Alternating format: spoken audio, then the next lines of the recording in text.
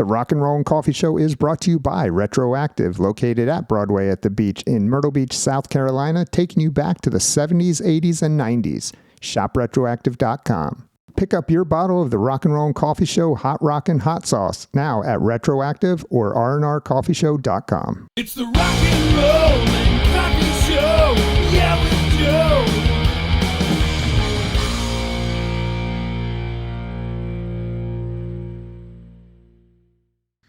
All right, Jason. Well, welcome back to the show. This is your third time, I believe, on the Rock and Roll and Coffee Show. I believe so. I'm a delightful guest, I'm told. You are. I'm sorry for, your record came out, the Escapologist came out on February 21st, I think it was. And I was trying to get you on then, but then our schedules kept clashing. But here you are now. Not a problem. It's all the more sweet for having tantalized each other by pushing it off. You know what? I was waiting here for you to get on for like 2 hours. No, just kidding. I was late? Oh, just kidding. But anyway, so I just checked Facebook before I got on here, and you had posted about some songs you were going to be emailing out if people signed up on your email list, correct? Yeah, and we decided, to just, I have so much music between the Bandcamp stuff and demos and things I've been doing, and that are kind of like evergreen. They're just in this area that people don't always get a chance to go to. So I can't, you can't expect the universe to just go deep diving on Bandcamp and plus there's just unreleased stuff I have as well that's not even on Bandcamp. So had a good conversation with some people about, the best way to kind of keep everything moving forward. And I'm not too precious about stuff. So I thought it'd be great to kind of send out material to people and in a cheap ploy to get them to give me their mother's maiden name, social security number, and email address. So, right. Well, I gave you mine, and I got the song. It's the same song, I'm assuming, going out first. That's the first email they'll go. I think there's going to be 4 or 5 emails, like 3 or 4 days apart. That'll all have different things. So, like, there's going to be a full album in one of them, some older rarities that you may or may not be from, depending on how much, it's hard to know when people joined the journey. Hopefully it, just a way of, not necessarily having to charge for every single thing. And sure. I think that's awesome. And if, the first song is called Let's Play Dead. Mm-hmm. Killer song. Oh, thank you. Killer song. People can find your Facebook page, the Jason Bieler. I'm looking over here, the Baron Von Bielski Orchestra page, correct? Yeah, that's, I think, under just Jason Bieler Music is on Facebook is what it's under, or Jason. If you search Jason Bieler, it'll pop up, and it's called the Baron's Cabinet of Curiosities. They can sign up there. Yeah, absolutely. And then that song's unreleased anywhere basically, and it's going to come out in about 3 or 4 weeks. It'll be on all the streaming stuff eventually, but it's kind of a sneak peek. Awesome, great idea. Thanks. Now let's talk about your new record, The Sure. Escapologist. The title, Escapologist. Does that make you an expert in escaping?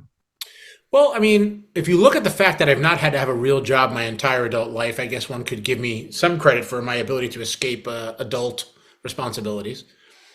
I think it just, when we're coming up with ideas, I work with Robert, my art guy, a lot, and we're just, I'll always throw something at him and he'll sort of, we're going back and forth. And then it dawned on me, like, the Escapologist, not only from the sense that when I was a young kid, I used to be babysat on Broadway, strangely enough. My family worked in Broadway, and I would go see Doug Henning's magic show on Broadway. So a lot of times I'd just be left in the theater to watch that, and that harkens back to the old kind of school vaudevillian escapologist kind of people. And also just the world we live in. I mean, I can't think of a more appropriate thing than to escape the nonsense and the noise and the constant stress of whatever it may be that's bothering you or agitating you. It just seems like it was the title for the moment. Great name for it. Because it definitely does. When I put it on, I was able to listen to it and really just listen to it, and everything else went away. Which sometimes that doesn't happen. Sometimes I find myself listening. All the joy in your life, all the desire all to keep of it. going. It's something like that. I was ready to just end it right there. That's part of the sticker we put on the actual physical copy was, record to end it all to. Now, when you released your first record as the Baron Von Bielski Orchestra, you kind of started falling into that prog genre, Mhm. which I noticed that with this one as well, and the last one, you still get into that genre. What do you think makes this music fall into that genre? I swear I feel like that old commercial, like you got your chocolate in my peanut butter, or I got my peanut butter in your chocolate. Like I don't think either the prog community or myself were looking for each other. But there's been this kind of weird acceptance, like speed dating or, swiping left until we were like, well, it's kind of. So I think they're really accepting of just people doing something different, whatever that may be. Unlike most, it's a pretty wide genre. It's probably the widest genre. I mean, when you think about, the prog crowd loves Meshuggah, Genesis, you know, and stuff, everything in between. So, they're pretty accepting of stuff. I think the only rule is just try to do something a little different. Try to push the boundaries a little bit in your own way, and just don't be cookie cutter. Don't be the 10th band doing the same exact thing. So I think we found, strange bedfellows, but they've been amazing to me, and that it wasn't something that I ever thought about. I never even thought about prog, as a genre. But I guess looking back now, it kind of does make sense because I've always been really diverse, always pushed different types of styles, different types of things, going all the way back to the Saigon Kick days. So I feel like we've been wandering around in this weird desert, and finally, like across a vast expanse, it was like, oh my God, there's so many people. Finally, they kind of get it. The parameters they put on me are the same ones I put on myself, which is, they want to be thrown off the ride. They want the next song to be unexpected. They want the instrumentation to be unorthodox or whatever, as opposed to maybe in a more traditional pop or metal sense. People want 10 songs of this, and that's fine too. It's not, there's no right or wrong, but I think that's kind of how it all came to be. Yeah, it definitely pushes the boundaries. I think, like you said, it's still got that melodic rock. Like a regular, just straightforward rock fan will enjoy this just as much as, say, a prog fan. I hope so. It's very cinematic. I like that word for it. But I will tell you this, because we're friends. I can tell you this, that your music does frustrate me. Not the only one. Now, and the reason I say that is because all three of your albums that you put out, I think are fantastic records. And the frustrating part for me is of why isn't it bigger? Like I can see there's no reason you can't be up there with those Shine Downs, Oh, that style as well. I mean, that's awesome that you say that. I mean, but I just, and look, there's never anything wrong with more success. And we've been very fortunate, whilst not at the Shinedown levels, but we've been growing it every year, and it's bigger. And it was bigger this year than the one before, and that's all you can really ask for. Ultimately, I think you wind up getting what you ultimately where you belong. You get what you deserve, and I've kind of purposefully built my own team, doing things my own way, which probably in the sense of just trying to be successful, as commercially as successful as possible. I probably hinders that kind of.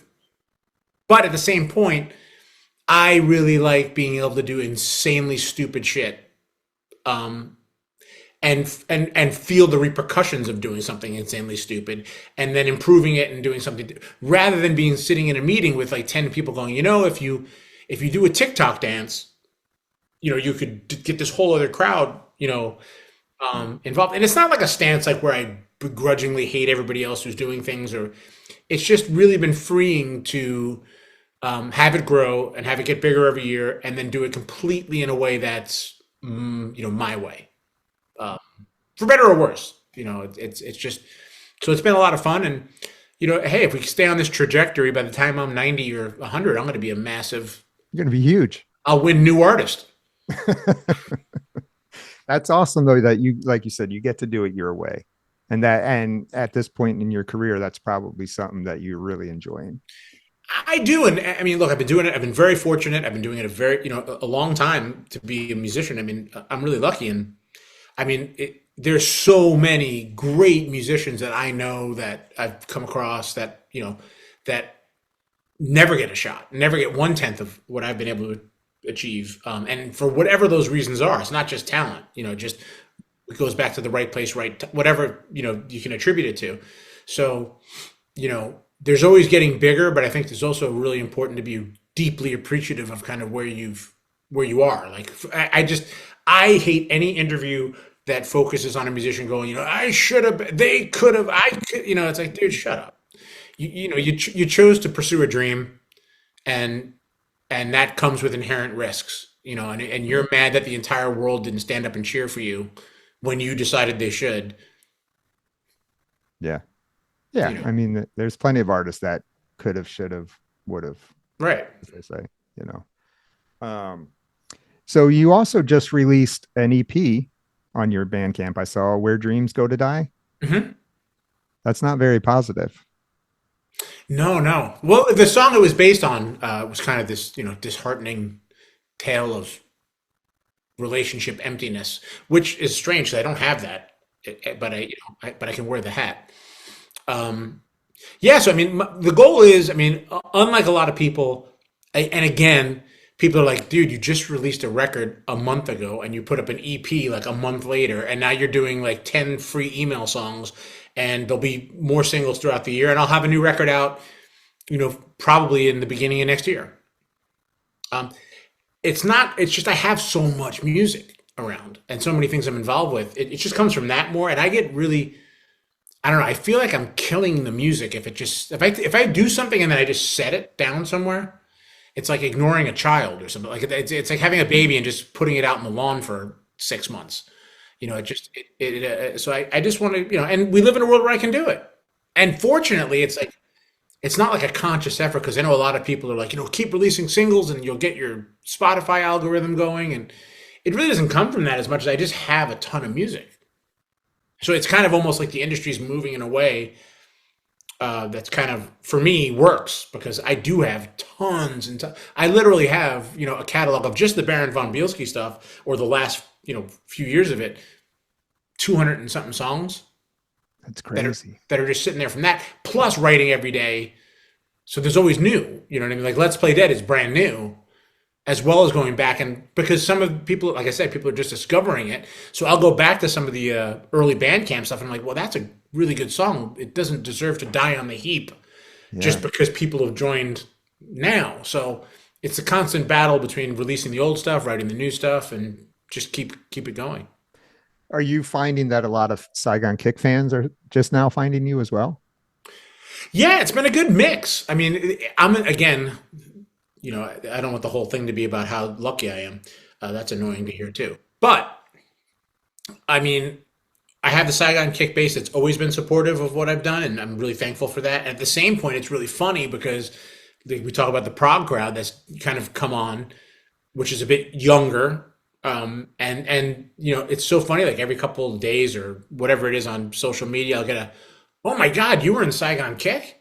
So it's like people finding it from backwards and finding it forwards, and it's at the end of the day, it's a good place to be. Yeah, I would say so.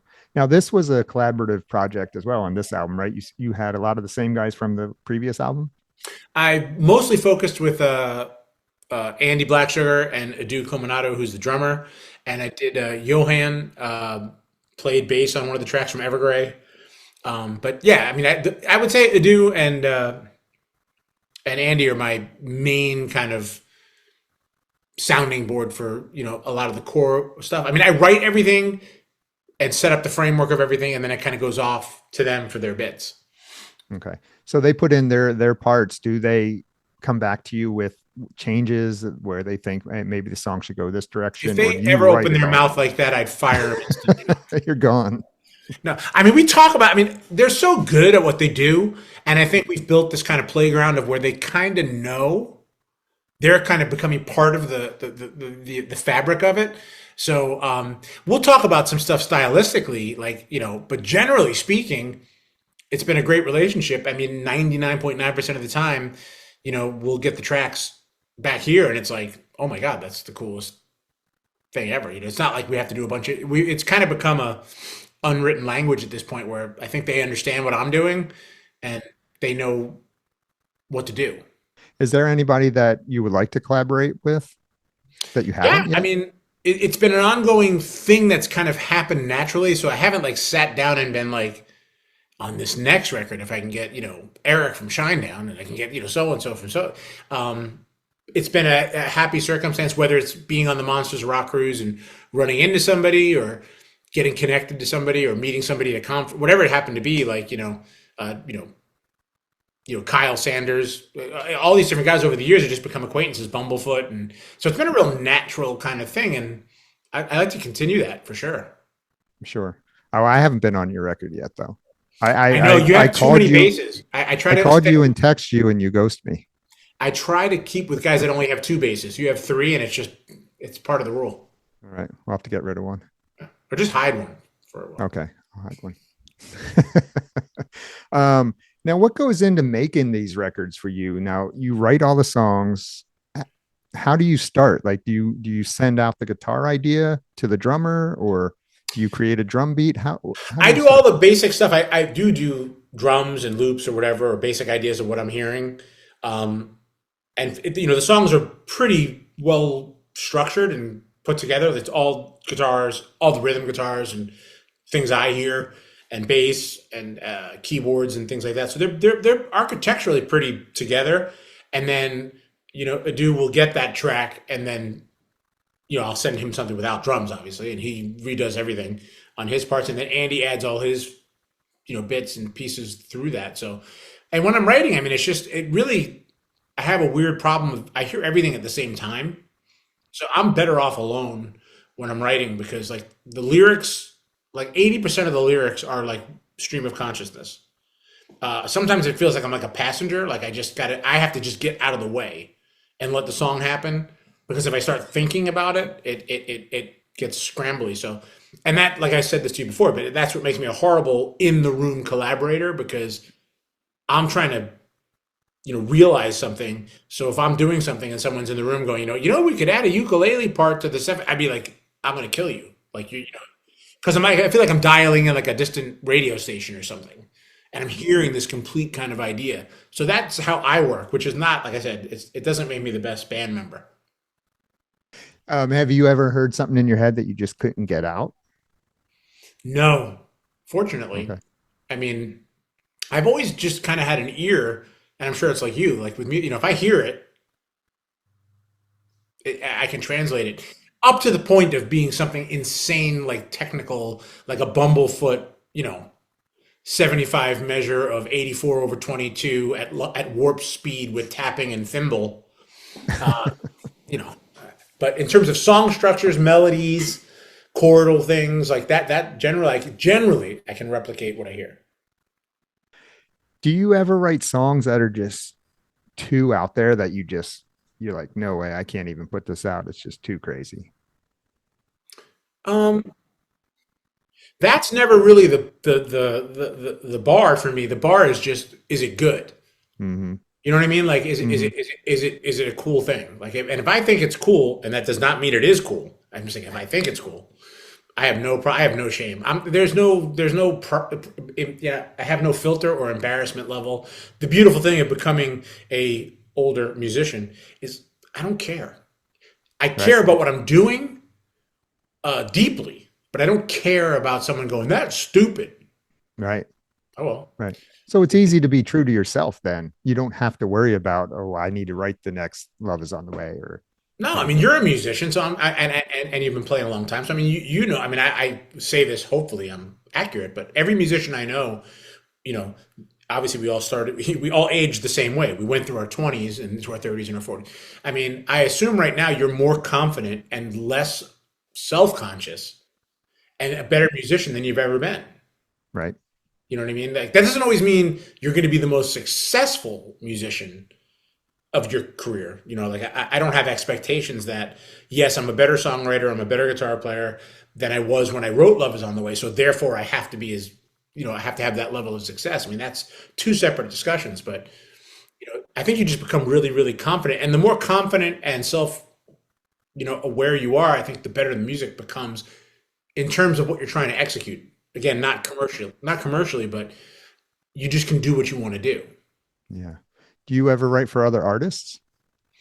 I've had Did other you? people like call or mention something even in the past, but not I have not yet.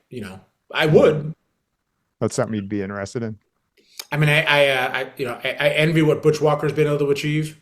Hmm. I think he's just done genius stuff, and I love pop music and all this kind of stuff. But again, I think it like most things, I think if that would be the again, I'm kind of a unicorn in that sense. So I don't know that like Rihanna would hear something I'm doing and going, "That's the guy we need for the next," or Pink or Weezer. I don't think they would listen to one of my records and go like, this makes total sense for us. It is kind of unique and unto itself. Not that it's this insanely great thing, just it's its own little ecosystem of sounds and harmonies and the way it works. So but if someone ever felt that would add to their record, I'd be Sure. happy to. Yeah, I think you'd be great at it. You're a great songwriter and you're very creative, so I think you could definitely pull that stuff off. So I'm going to hold you to it. Your vocals on your records. Hmm.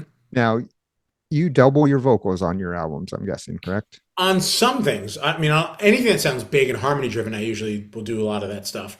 Lately, I've been trying to do more single stuff, depending on what song we're talking about, Hmm. um, and back and forth. It just to me sounds like depends on what the song calls for, or I think it calls for. Hmm.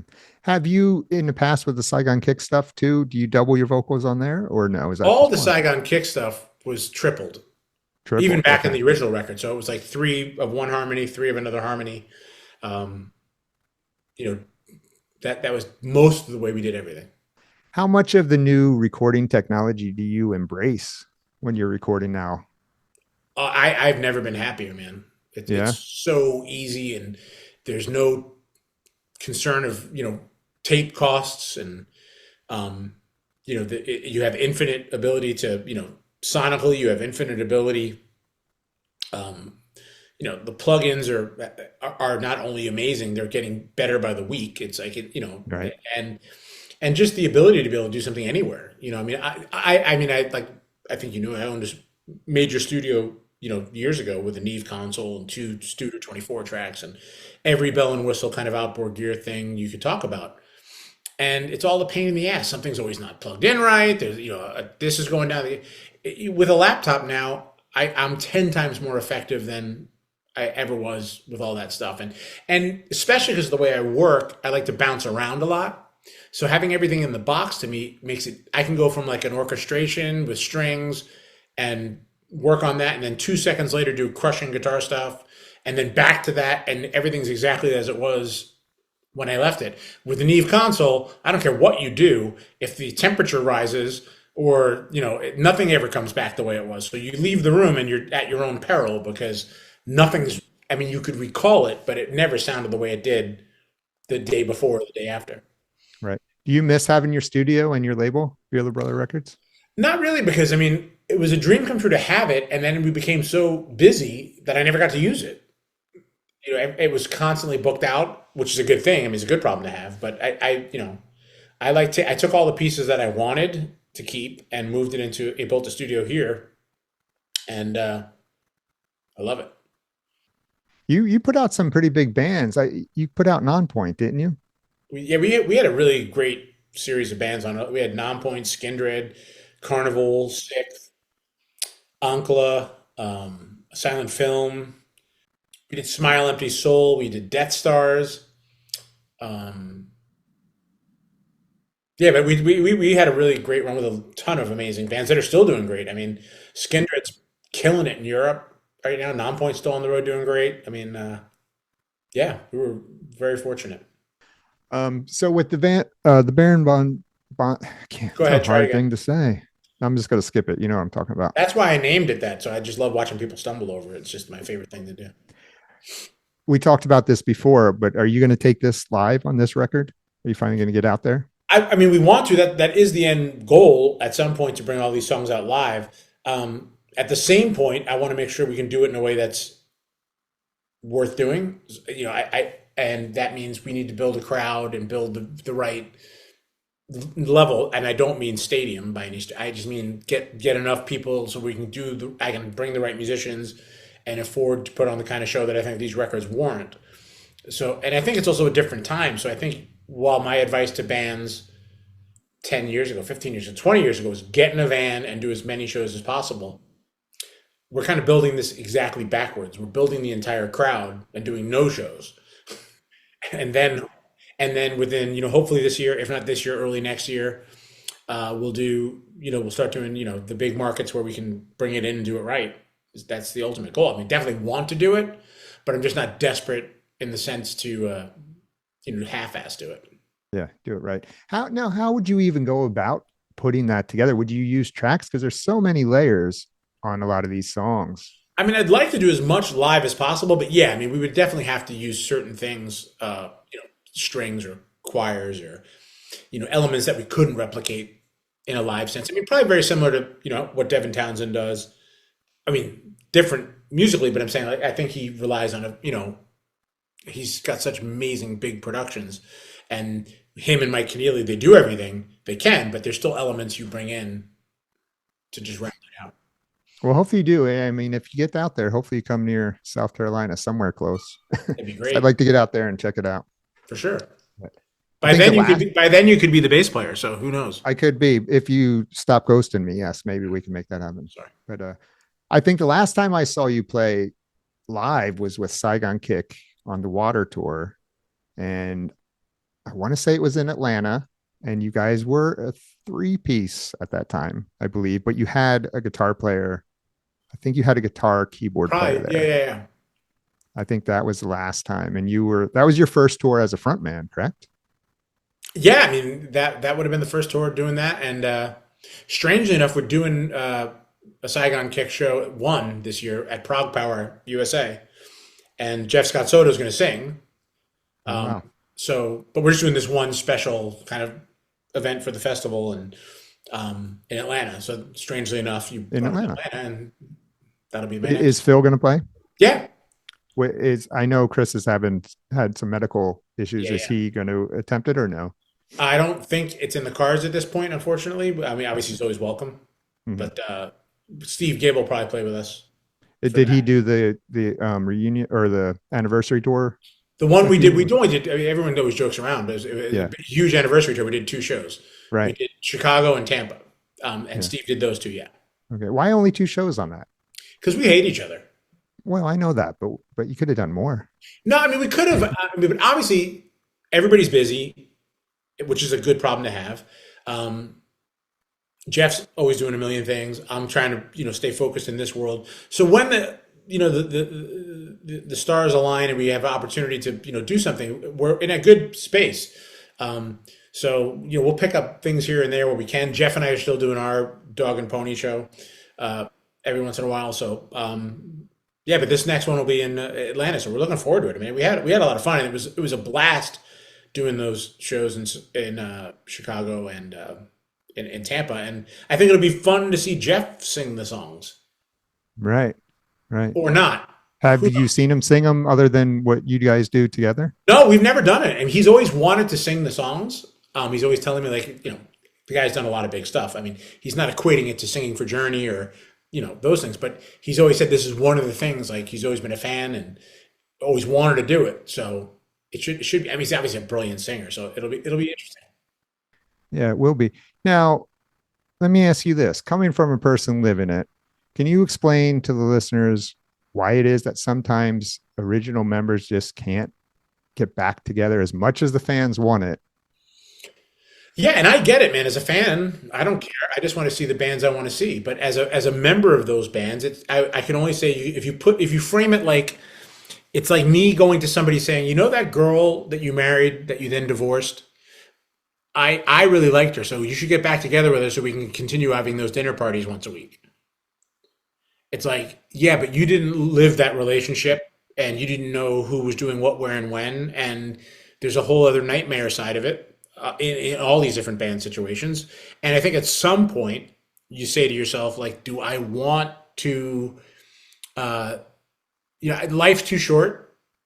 And if it's not going to be, healthy and mentally fun, specifically fun, I just don't have time for it, and that could be someone else's perspective of working with me, or, it could be other bands or whatever we're talking about, I think.